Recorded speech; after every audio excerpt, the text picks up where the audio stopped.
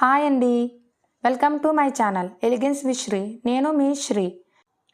Easy and tasty mushroom curry ఎలా చేయాలో చూద్దాం రండి. మనకి ముందుగా కావాల్సింది మసాలా పేస్ట్. అది ఎలా చేసుకోవాలో చూద్దాం. 4 టీ స్పూన్ల ధనియాలు,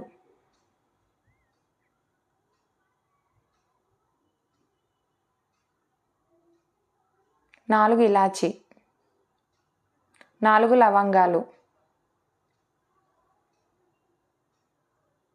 2 టీ స్పూన్ల గసగసాలు,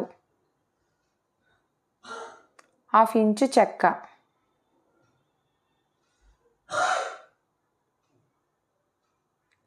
చిన్న రాతి పువ్వు. ఇవన్నీ ఒకసారి మిక్సీ పట్టుకోవాలి. ఈ విధంగా 1 టేబుల్ స్పూన్ కొబ్బరి ముక్కలు, 1 ఇంచు అల్లం ముక్క, 10 ఎల్లుల్లిపాయలు. ఇవి వేసి నీళ్ళు వేసి ఈ విధంగా పేస్ట్ పట్టుకుని పక్కన పెట్టుకోవాలి. 200 గ్రామ్స్ మష్రూమ్స్ తీసుకోవాలి. వీడియోలో చూపిస్తున్న విధంగా ఈ ముక్కల్ని ఈ విధంగా కట్ చేసుకోవాలి.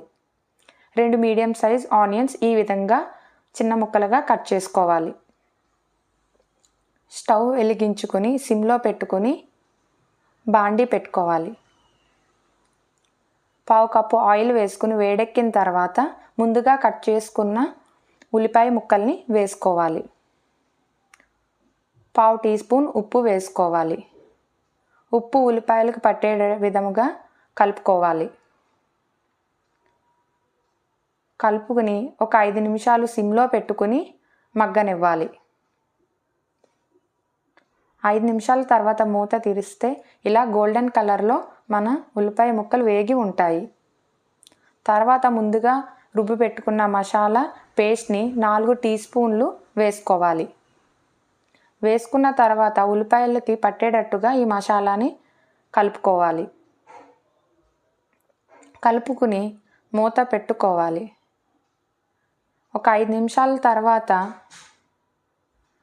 మూత తీసి చూస్తే మన మసాలా నుంచి ఆయిల్ వదిలి ఉంటుంది. ఒకసారి మళ్ళీ కలుపుకుని మళ్ళీ మూత పెట్టుకోవాలి. ఒక 2 నిమిషాల తర్వాత మూత తీసి చూస్తే మన మసాలా బాగా వేగి పచ్చివాసన పోయి ఉంటుంది. అప్పుడు 1/2 టీ స్పూన్ పసుపు, 2 టీ స్పూన్ల కారం, మీకు రుచికి తగ్గట్టుగా వేసుకోండి. మీ స్పైసీ తగ్గట్టుగా అడ్జస్ట్ చేసుకోండి. 1 టీ స్పూన్ ఉప్పు వేసుకుని ఒకసారి మొత్తం కలుపుకోవాలి. కలుపుకున్న తర్వాత ముందుగా కట్ చేసుకున్న మష్రూమ్ ముక్కల్ని వేసి కలుపుకోవాలి.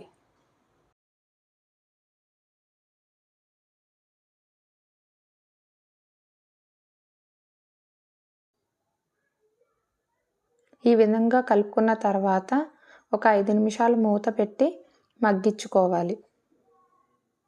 ఒక 5 నిమిషాల తర్వాత మూత తీసి చూస్తే మనకి మష్రూమ్లో లైట్గా వాటర్ వస్తుంది. ఒకసారి కలుపుకొని మళ్ళీ మూత పెట్టుకోవాలి. ఒక 3 నిమిషాల తర్వాత మళ్ళీ మూత తీసి చూస్తే మష్రూమ్ అనేది ఇలా లైట్గా వాటర్ వదిలి మనకి సైడ్ ఆయిల్ కనిపిస్తూ ఉంటుంది. ఒకసారి కలుపుకొని 1/2 కప్పు వాటర్ వేసుకోవాలి. వాటర్ వేసుకున్న తర్వాత మరొకసారి కలుపుకొని 10 నిమిషాలు సిమ్లో పెట్టుకొని మూత పెట్టుకోవాలి. 10 నిమిషాల తర్వాత మనం మూత తీసి చూస్తే మన మష్రూమ్ కర్రీ రెడీ. ఈ విధంగా ఆయిల్ తేరి కనిపిస్తూ ఉంటుంది. మన easy and tasty mushroom curry ready అండి. నాన్ వెజ్ తినే వాళ్ళకైతే సేమ్ చికెన్ కర్రీ లాగే ఉంటుంది. ఇలాంటి మరికొన్ని రెసిపీస్ కోసం మా ఛానల్ని సబ్స్క్రైబ్ చేసుకోండి.